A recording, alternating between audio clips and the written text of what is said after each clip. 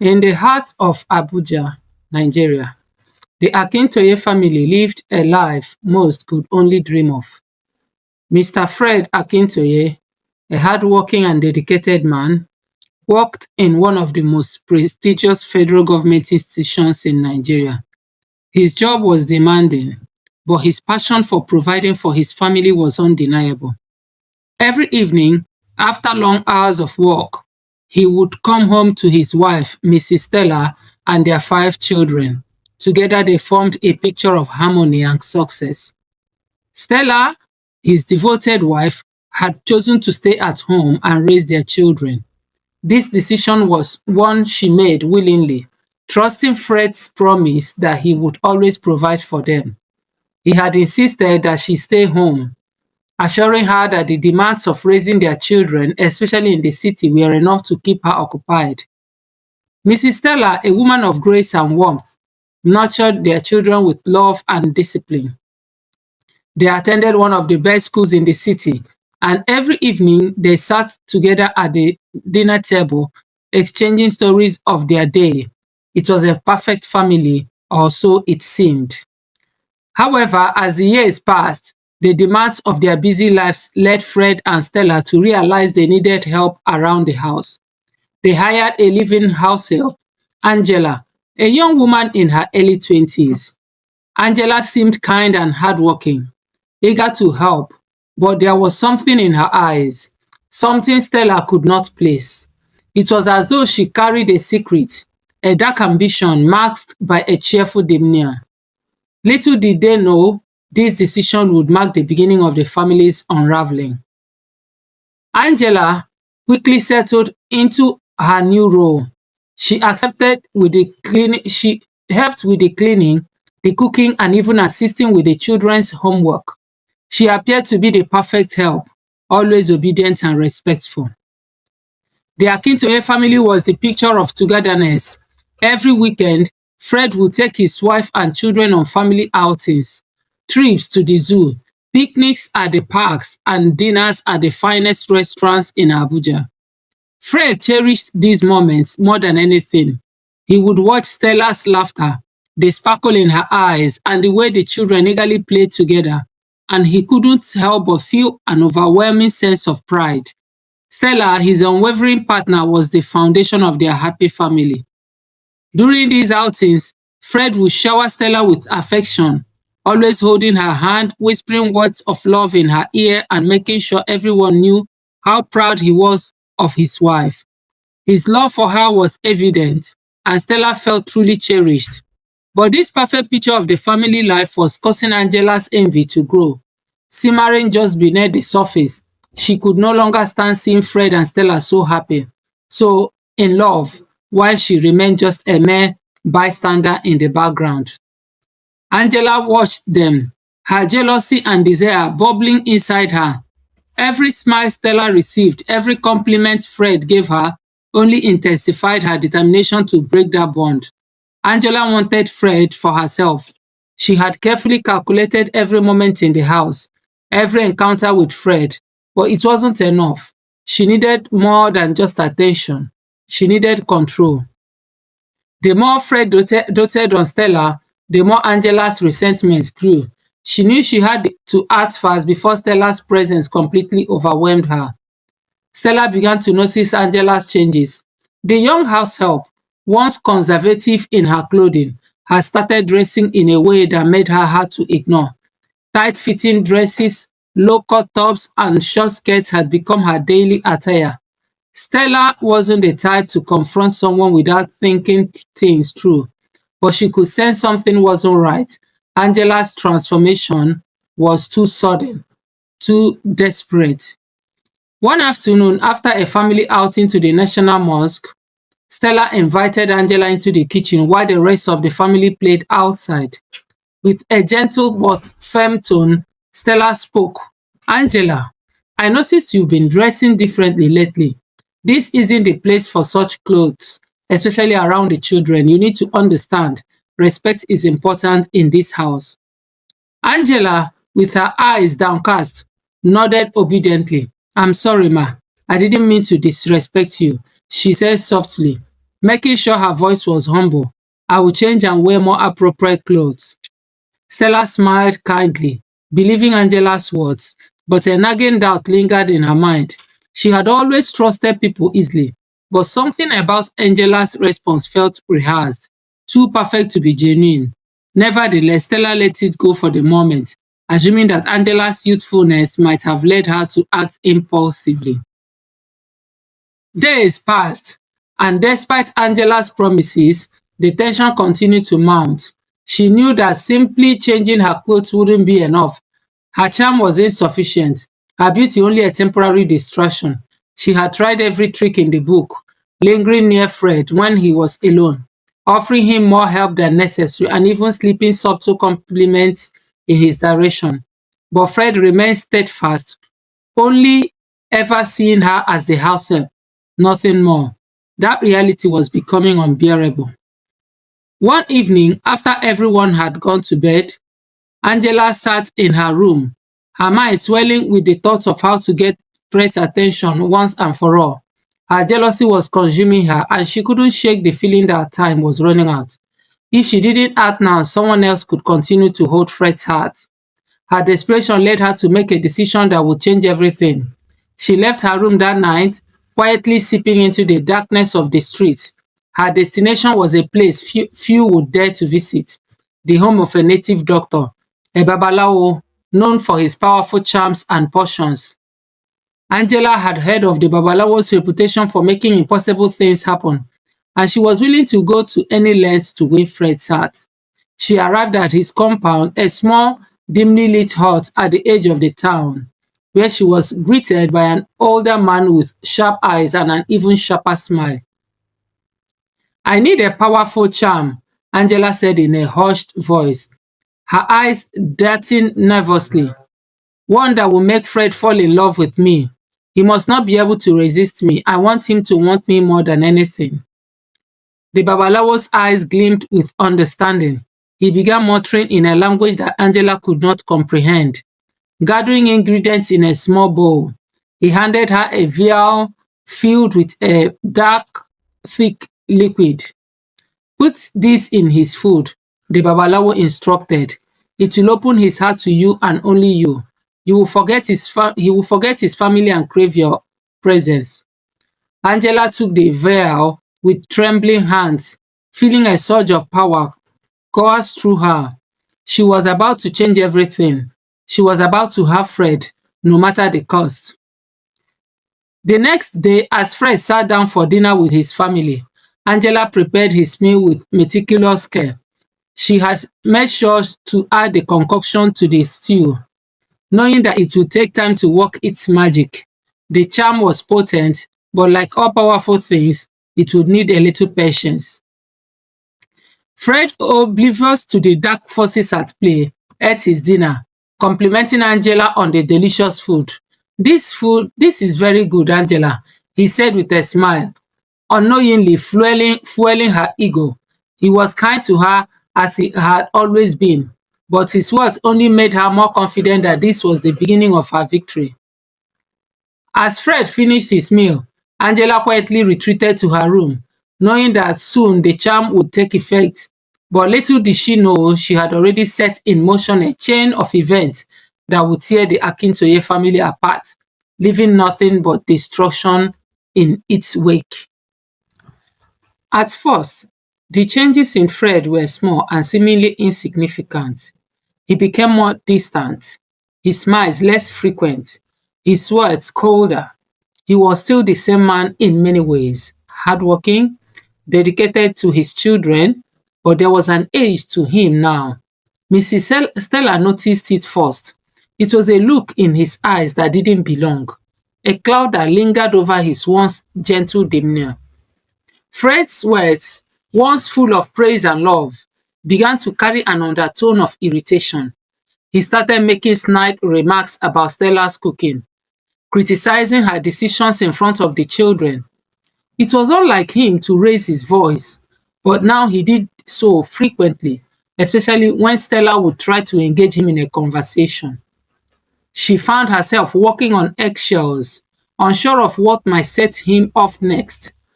The children, too noticed the change. They couldn't understand why their father, who had always been their hero, had become so hard to reach. Stella tried to dismiss it at first, convincing herself it was just the stress of work weighing on Fred. But as the days went by, his behavior became more erratic, and her heart grew heavy with dread. Fred, the man who once adored her, was slipping away, and she couldn't understand why. She found herself questioning everything, wondering if she had done something wrong, if she had somehow failed him. But it wasn't her fault.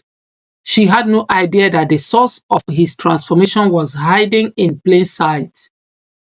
Fred's emotional abuse towards Stella escalated. One evening, as they sat at the dinner table, Fred began to belittle her in front of the children. "You really think you can handle the household, Stella? You can't even manage to cook a proper meal, and you expect me to be happy?" He snapped, his words sharp and venomous. The children, visibly shocked, looked to their mother for guidance, but Stella could only lower her gaze in silence. She had never known Fred to speak to her this way, never imagined a time when he would treat her with such disdain. It hurt. It hurt more than she could express, but she held back her tears, trying to maintain some semblance of strength for her children's sake. She attempted to reason with him, her voice gentle. "Fred, I've been managing the house, the children, and the groceries with the money you give me, but it's never enough. We are struggling, and I don't want us to go without." Her words, spoken from a place of concern, were met with an outburst she could never have predicted. Fred's eyes darkened, and without warning, he slapped her across the face.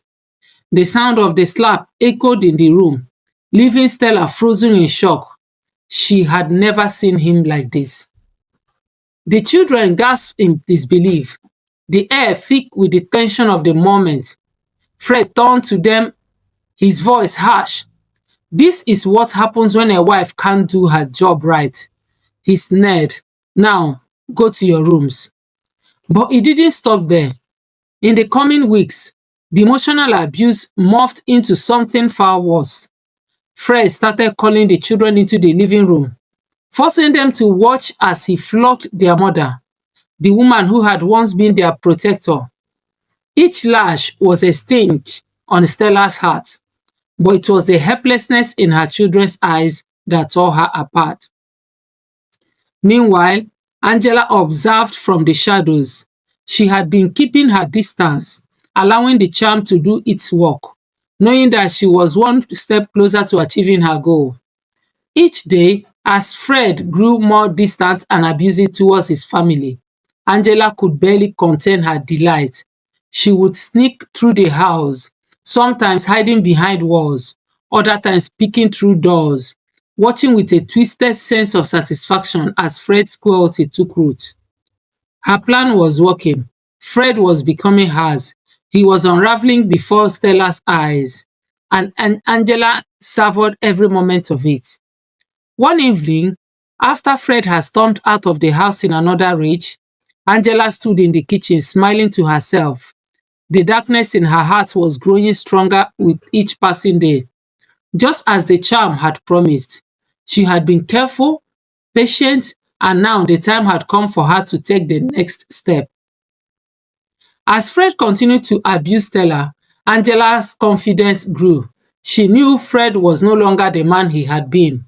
His heart was no longer with his family. It was with her. She just had to keep playing her part, continue to be the obedient house help, and soon Fred would see her as more than just a servant. The abuse escalated. Fred became unpredictable, lashing out at his family for the smallest reasons.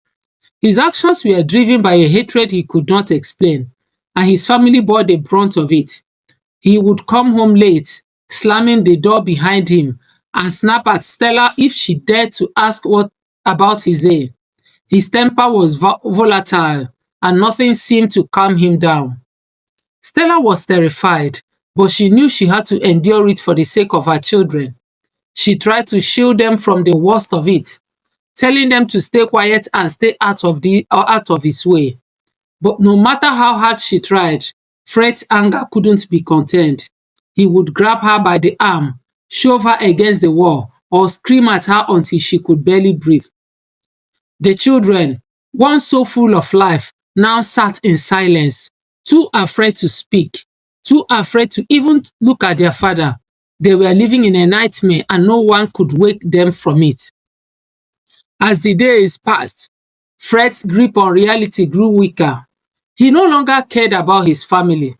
The more he succumbed to Angela's charm, the more he became consumed by his hatred for Stella and his children. All through it, Angela remained in the background, her heart swelling with triumph. The charm was working. Fred was hers, and nothing could stop her now. Angela's plan had come to fruition. She had seduced Fred completely, and the once honorable man had become a mere puppet in her hands. Their secret affair had blossomed behind closed doors, hidden from the family that once revered him. Fred's love for his wife had turned into something darker, something he couldn't control. Angela, now fully aware of the power she held over him, pushed him further into the abyss, convincing him that his family was the problem, that Stella was the one who had failed him. One evening, as Fred and Angela shared a moment of intimacy in the living room, Stella walked in unexpectedly. Her heart dropped at the sight before her. Fred, her husband, whom she had loved and trusted for so long, was tangled up with their house help in a way no wife should ever witness. For a moment, time stood still. Stella stood frozen at the door, her eyes wide in disbelief. She had heard rumors, felt the subtle changes in Fred's behavior, but she never imagined this. Angela was the first to react, quickly jumping off Fred and rushing to cover herself. "Stella, ma, I am so sorry," she stammered, feigning remorse. "It's not what you think, ma. Fred, he forced me. I didn't want this, but he made me." Stella's heart shattered as she listened to Angela's lie, but there was something in her that refused to believe it. "How could you?" Stella whispered, her voice shaking with anger and betrayal. "I trusted you both, and this is how you repay me." Fred glared at Stella with an icy coldness she had never seen before. "You have no right to question me," he yelled. "Get out of here. Leave me and my house. You are no longer welcome." Stella, devastated and shaken, tried to reason with him. "Fred, please, we can talk. We can fix this. You are my husband, and I am your wife. We have children to raise." But Fred's response was swift and brutal. He shoved her toward the door, the force sending her stumbling back.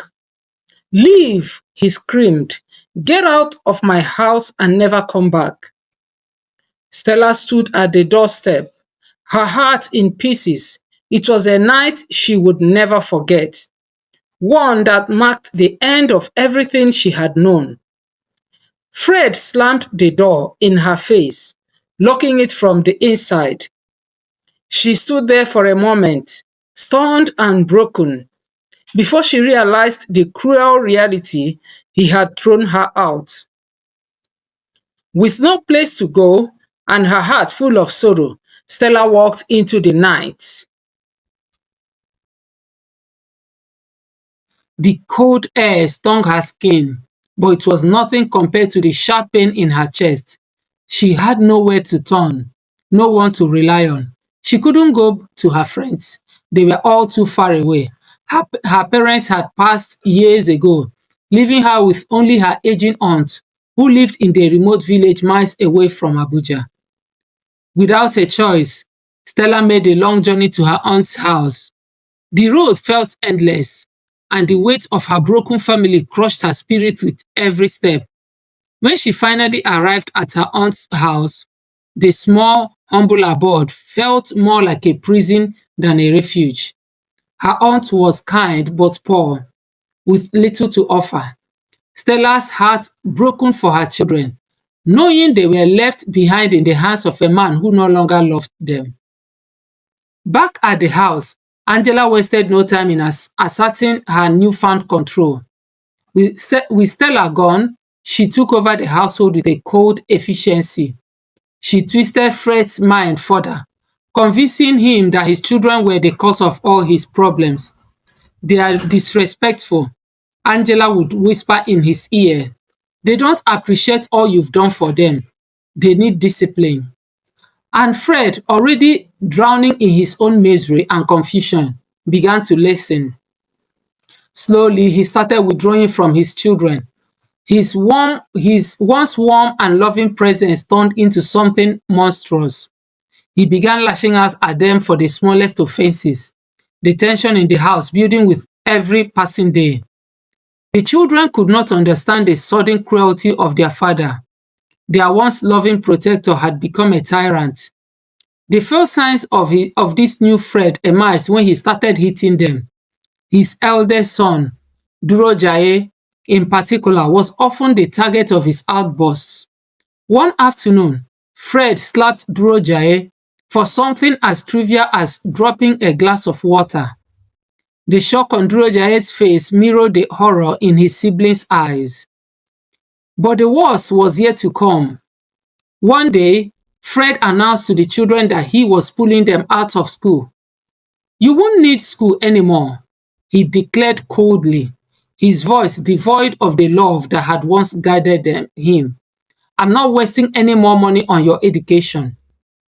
Durojaye, his eldest son, the one who had always excelled in his studies, couldn't hold back his tears. "But Dad, I have to finish my WAEC exams. I've worked so hard for this," he pleaded, his voice filled with desperation. Fred's response was a slap to Durojaye's face. "You think you can question me?" Fred growled. "You are not getting anything from me. You will stay home and learn discipline. That's all you need." The children, now broken and lost, looked to each other in silence, unsure of how to survive in a home that had once been filled with love. The news of Fred's decision to pull his children out of school spread quickly. Durojaye's school's principal, a kind and understanding woman, made a personal visit to the Akintoye household. She had always admired Fred's commitment to his children's education and couldn't understand what had led to such a drastic decision.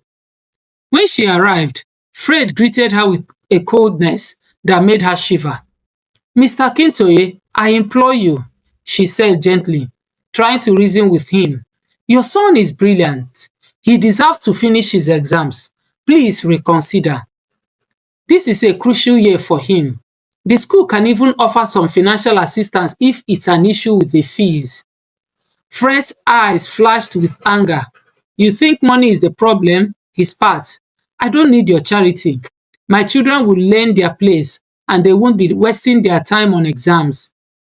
The principal, stunned and confused, tried one last plea. "But Mr. Akintoye, everyone knows your family is wealthy. The money shouldn't be an issue. Why do this to your son?" Fred's response was venomous. "Money is not the problem, woman. The problem is that my son thinks he's too good for his family. None of them are worth anything anymore, and I won't waste another penny on them." The principal left the house, heartbroken for the brilliant young man who was being denied a future. She knew, as everyone did, that the Akintoye family was once a beacon of success, and now they were unraveling in front of her eyes. With each passing day, Angela's hold on Fred grew stronger. She continued to manipulate him, convincing him to push away everyone who once mattered in his life. The charm she had placed in his food had worked beyond her expectations. Fred's heart was hers, and he was now a mere shadow of the man he had once been. And as she continued to whisper in his ear, she became the true queen of the Akintoye household. Fred had no idea that the family he had built was now crumbling under the weight of his own actions and Angela's wicked influence. The days turned into weeks, and the tension in Akintoye family grew unbearable. Fred, under Angela's manipulation, had made up his mind. He called Stella one evening, his voice cold and detached, as if he were speaking to a stranger. "Stella," he began, "the children need to leave my house. They can't stay here anymore." Stella, shocked and heartbroken, asked him why, but Fred's response was chilling. "I've had enough. They are not my responsibility anymore. I'm tired of them all." The children, once cherished by their father, were now seen as burdens. With no choice, Stella packed her children's things, and together they left the only home they had ever known. The journey to the village was long and arduous, filled with silent tears from the children, who couldn't fathom why their father had turned against them. In the village, life became a struggle. Stella, once the wife of a wealthy and powerful man, now found herself doing menial jobs just to make ends meet. She began hawking vegetables and fruits, moving from village to village just to provide some food for her children. It was a far cry from the life they had once enjoyed in Abuja, but Stella persevered. She had little choice. As the days went by, Stella worked tirelessly to save what little money she could. Her son, Durejaye, had been devastated when Fred had pulled him out of school. But Stella knew that education was the only way out. With determination, she managed to save enough to register him for his WAEC exam the following year. It wasn't much, but it was a glimmer of hope for her son, a chance at a future she had almost given up on.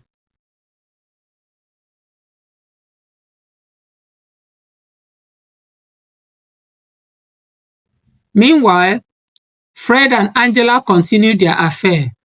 Angela had no qualms about the role in destroying a family. She thrived on the power she had over Fred, but with each passing day, she grew tired of his decline. The charm she had used to bind him to her was beginning to take its toll. Fred, once a proud and sharp man, was now a shadow of his former self. As time passed, Fred's mental state deteriorated rapidly. He started talking incoherently, his words often a jumble of confusion. He became forgetful, disoriented, and increasingly paranoid. He no longer had the energy to go to work, and his performance at his prestigious government job began to plummet. His colleagues, once impressed by his intellect and drive, now whispered behind his back. Fred, who had once been so competent, was losing his grip on reality. Eventually, Fred's deteriorating health caught up with him. His employer, unable to ignore the situation any longer, decided to let him go. Fred, once a successful and respected man, was now unemployed, struggling to maintain the lifestyle he had once enjoyed. His pride refused to let him reach out for help. He had alienated everyone in his life, his family, his friends, and now even Angela. Angela, once devoted to Fred, grew increasingly frustrated with the situation. She had used him, manipulated him, and drained him of everything he had to offer. But now, Fred could no longer provide for her. His health was failing, and the money that had once come so easily was no longer available. Tired of caring for him without receiving anything in return, Angela made the decision to leave. She packed her things and left Fred behind, abandoning him in his state of deterioration. She moved on with her life, eventually meeting another wealthy man. He offered her the lifestyle she craved, and soon they were married. Angela had 3 children with her new husband, and her life seemed to be back on track. Fred, on the other hand, was left to rot in his own misery. He had no one to turn to. His pride prevented him from calling his family for help. He had pushed them all away, and now he was alone. The charm that had once given Angela power over him had now left him a hollow shell, incapable of taking care of himself or anyone else. Years passed, and Fred's life spiraled further into chaos. But amid the wreckage, one person never forgot him. his daughter, Zainab. She had always been Fred's favorite, the one he had doted on.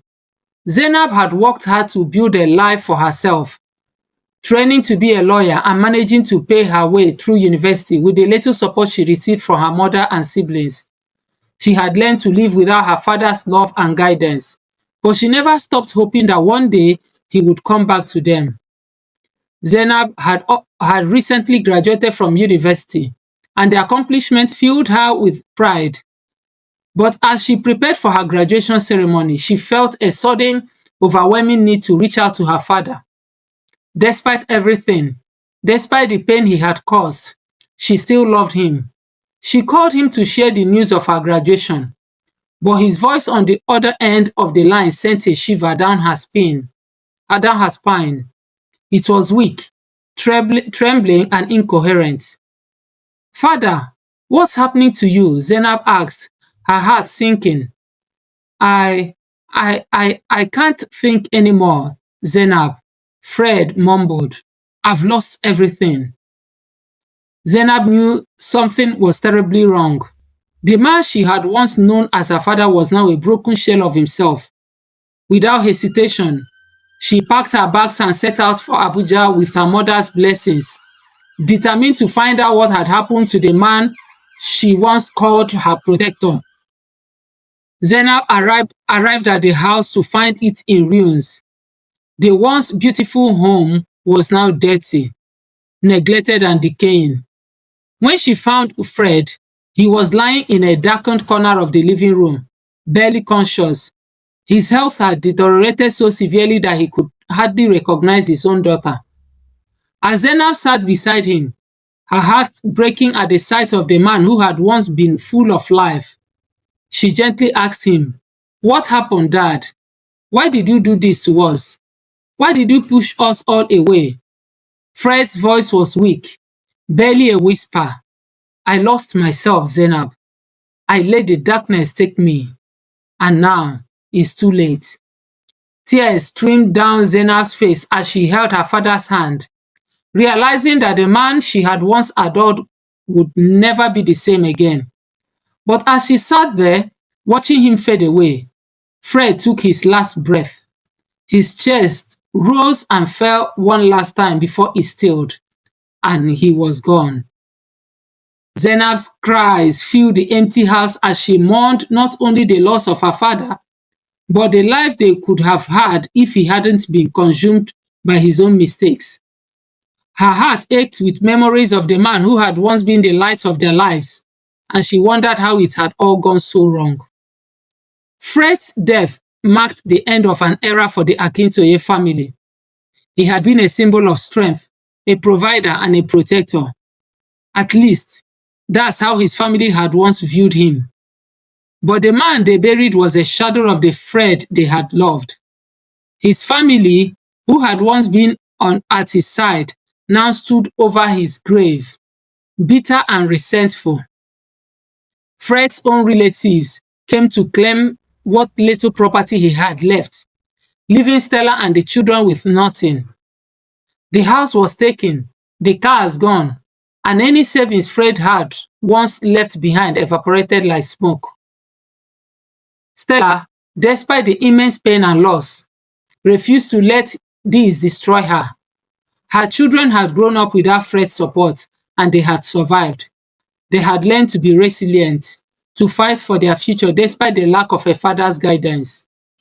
With strength drawn from the trials they had endured, they decided not to fight with their paternal uncles for the scraps of Fred's possessions.